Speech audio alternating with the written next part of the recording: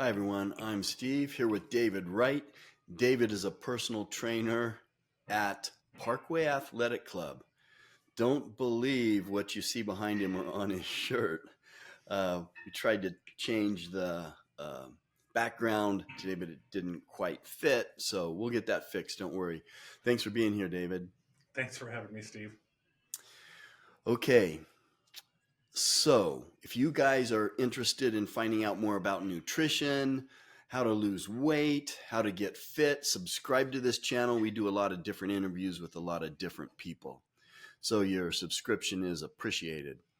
Today, we're going to talk about intuitive eating. And I'm going to tell you what it means to me, and then I'll let you go, David. But it's like eating when you feel like eating, being in tune with your body to eat when it's telling you to eat. Now, that can be good, depending on a lot of you can guess what I'm going to say, or it could be bad. So, what's your definition of intuitive eating, David? Yeah, so mine would be similar to yours, eating when you feel like you need to eat. So if, in the most broken down terms, when your body is telling you you're hungry, then you eat food.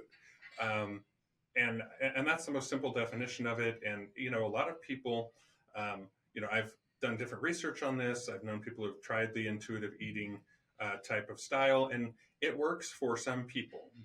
But of course, there's drawbacks to that. When you're eating intuitively, you're listening to your body. You really have to be in tune with, you know, am I feeling hungry because I actually am hungry? Or is it because, and we'll talk about this a little bit more, but like the food that I'm intuitively trying to eat, is that making me feel more hungry? So I eat more food. And it all really, again, just comes down to the food that you're eating. So it can be a really positive thing and a real good benefit for people, but you just have to be careful of how you're implementing that type of a lifestyle, because it can be great, but it can also be not so great. Yeah. You know, if you're eating the wrong food, if you're eating processed foods, especially ultra processed foods, you're going to intuitively eat yourself right into obesity Hmm. Exactly.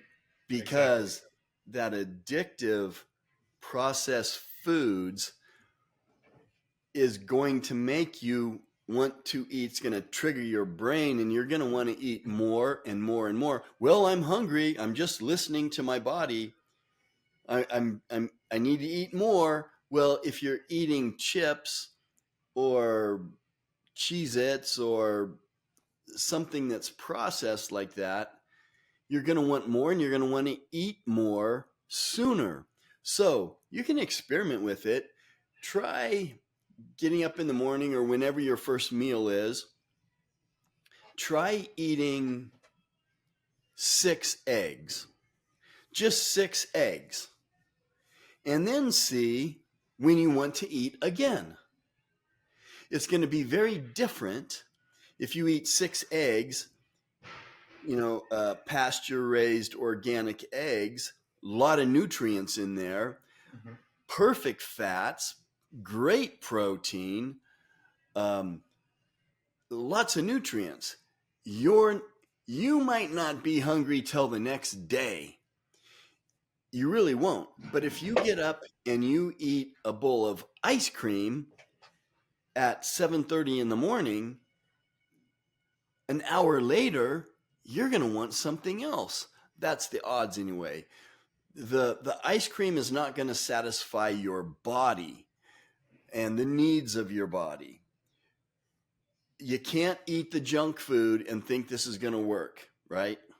Yeah, and that's the big piece of it, Steve, is, a lot of people will do things like they take intuitive eating, they see what it's um, really about, where it says, being in tune with your body, listen to your body, eat when you're actually like, when your body feels hungry, then you feed it, which is a super simple concept. But, you know, kind of what you were getting into there with the ultra processed foods and things like that, we have to remember that that's specifically what those were designed for. Number one is to be cheaply produced, but also to make you want to eat more. So all the different junk ingredients that are in there, ice cream, cookies, whatever the case might be, cereal, loaded with sugar. So those things are designed to have you start eating all that food, and then it's got sugar and all this other stuff that makes your brain want you to keep eating more because, of course, they want to sell more, make more profit. So those are the things that's not the same as eating, a steak and some eggs in the morning for breakfast, or something like that. And obviously not everybody's going to want eggs, but you need to have a high protein source. Protein is going to keep you full.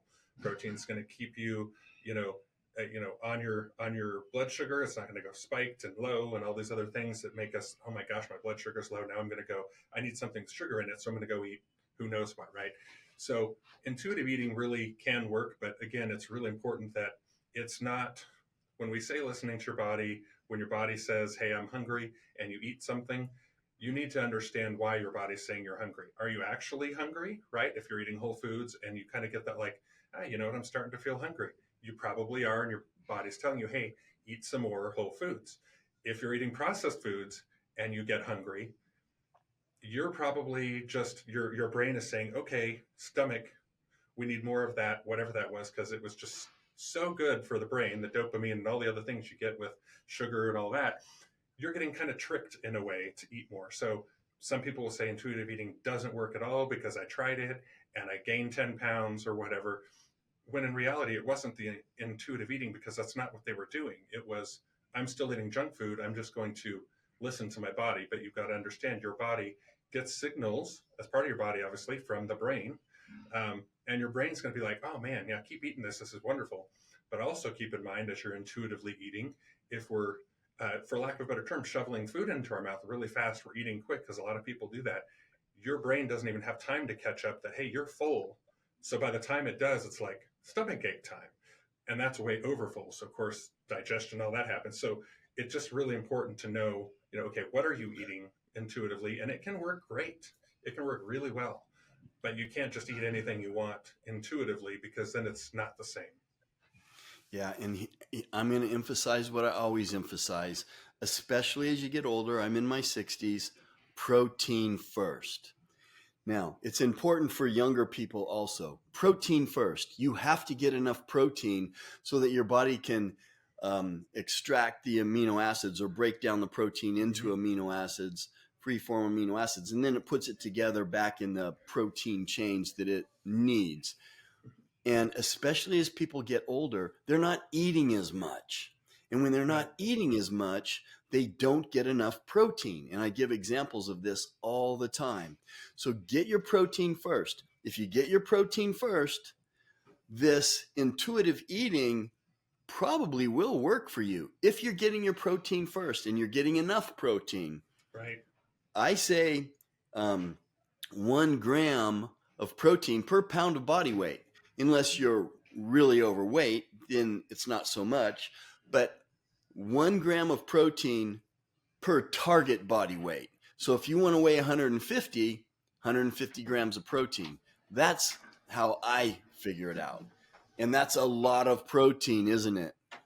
Yeah, I mean, that's a great amount of protein. So that will keep you full. People tend to go, well, I don't think I could eat 150 grams of protein because I'd have to eat all this egg, steak, whatever chicken, whatever the case might be. But if you really think about it, I mean, yeah, that's a lot of food. So for most people. So if you look at it this way, you're either eating this processed food over here that's way more calories than this 150 grams of protein. It's so many more calories, probably a lot more fat, all those things, because it's processed food. But on top of all of that, you've also got all the mystery ingredients that are added into it, which who knows what all those do, right? So when we look at, the differences between 150 grams being a lot for most people, to get 150 grams of protein, honestly, that should be more than enough to keep you full all day long, you know? And whereas this other type of non-intuitive eating, in my thought process, is not going to keep you full, is not going to give you what you need. And to your point, especially with people who are older, as we age, it's harder to eat more and more food, but protein is ridiculously important. It's just one of the things that I can't stress enough, because we want to keep that muscle mass. We don't want to get, the muscles atrophy. We don't want to, have that start disappearing because we don't have enough protein. We're not, active enough, whatever the case might be. But protein is like that sturdy building block that everybody needs, but especially as we age, we need, even more. At that point, it becomes even more important. But yeah, we have to understand that protein's going to keep us full. So in the grand scheme of things, if you have 12, 14 hours, whatever amount of hours you're awake in a day, that's really not that hard to get that much as long as you just whatever works for your schedule and what you like to eat, whole foods wise, just do that.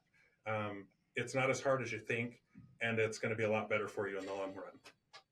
Yeah, I would say it's not as hard as you think if you eat protein dense foods. So to Exactly. kind of put that in perspective, to kind of it, give the example of why it's not too hard is 150 grams of protein is only 600 calories. Well, Hmm. anyone can eat 600 calories, Oh yeah.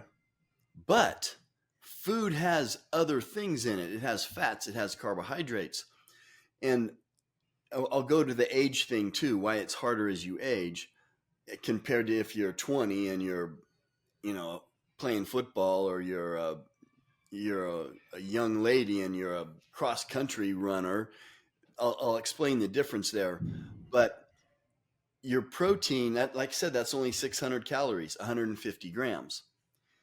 But you need to focus on the protein dense foods. What is that? Chicken breast, um, shrimp, wild caught, most fish.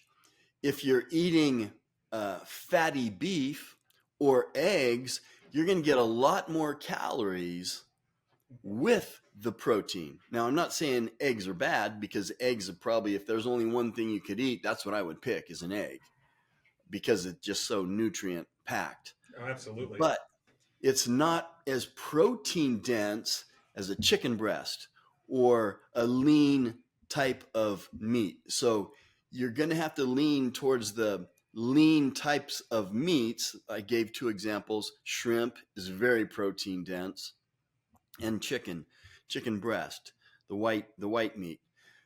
Now you're going to be able to get your protein up, and you're not eating as much when you're older. Now, the younger persons, the athlete that I talked about, they're eating 4,000 calories a day. When you're eating 4,000 calories a day, you pretty much don't have to count your protein, because you're going to get your 150 grams of protein automatically eating 4,000 calories. Oh yeah. Now, if you're older, you're not eating 4,000 calories. Mm-mm. You probably shouldn't be, unless you're a marathon runner. You know, a 60-year-old marathon runner, you're probably eating 4,000 calories. But most people are not 60, 70-year-old marathon runners. So you're eating way less, half as much, 2,000 calories maybe. That's why you have to focus on the protein. Yeah, I would agree with that because yeah, it's just one of those things where you have to take other things into consideration. But at the end of the day, I mean, 600 calories for 150 grams of protein. I mean, that's nothing. I mean, on calorie wise, that's nothing.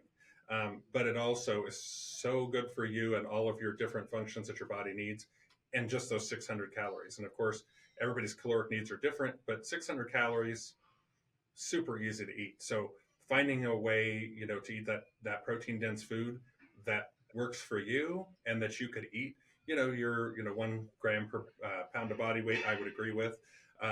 That's generally what I kind of live by, that rule for most of my clients is let's get at least as much protein in.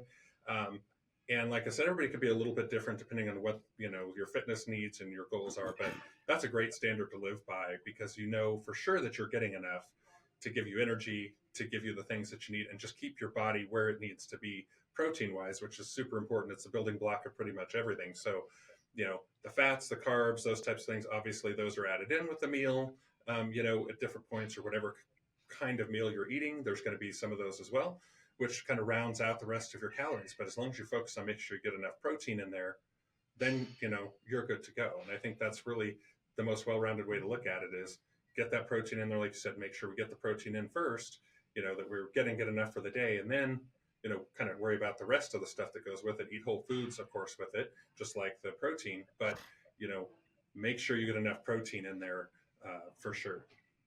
Yeah, more clarity on this, just so you kind of have an idea. If you ate 10 eggs, 10 eggs, I think eggs are the best quality protein, most absorbable, easiest to process, because it's got leucine, it's got all the branched chain amino acids in it. Mm-hmm. But if you ate 10 eggs, that's only 60 grams of protein. Right. So that puts it in perspective. You've got to go for the leaner, more protein dense foods along with eggs, because not many people can eat 10 eggs in one sitting. And if you ate a half a pound of fairly lean ground beef and you ate 10 eggs, okay, you're at 90, 92 grams of protein. That's not enough, but that's a lot of food. Why? Because you're eating foods with higher calories. Why are they higher calories? Because it has more fat in them. Healthy fat, but it's more fat, more calories. Why is fat more? Well, because 1 gram of fat is 9.2 calories. Mm-hmm. 1 gram of protein is 4 calories. 1 gram of carbohydrate is 4 calories. So if you're eating protein and carbohydrates, you could eat twice as much of that as you can the fat and still have fewer calories. So you just got to kind of learn the macros, get your protein first, and especially if you're older. Yep. Always important. All right. So, David, if people want to follow you, check out your competitions and what you're doing, or want to know more about you, how do they follow you on social media? So they can follow me on Instagram at davidwright_fitness or at Wright Fitness Training as well on Instagram. All right, you guys have questions or comments on that? Put them in the comment section. If you want to know more, we'll if we don't know the answer, which happens a lot, at least for me, we'll find someone who does know the answer. One of our trainers, one of our nutritionists. So put those questions and comments in the comment section, and we will see you next time. Thanks for being here, David. Thanks, Steve.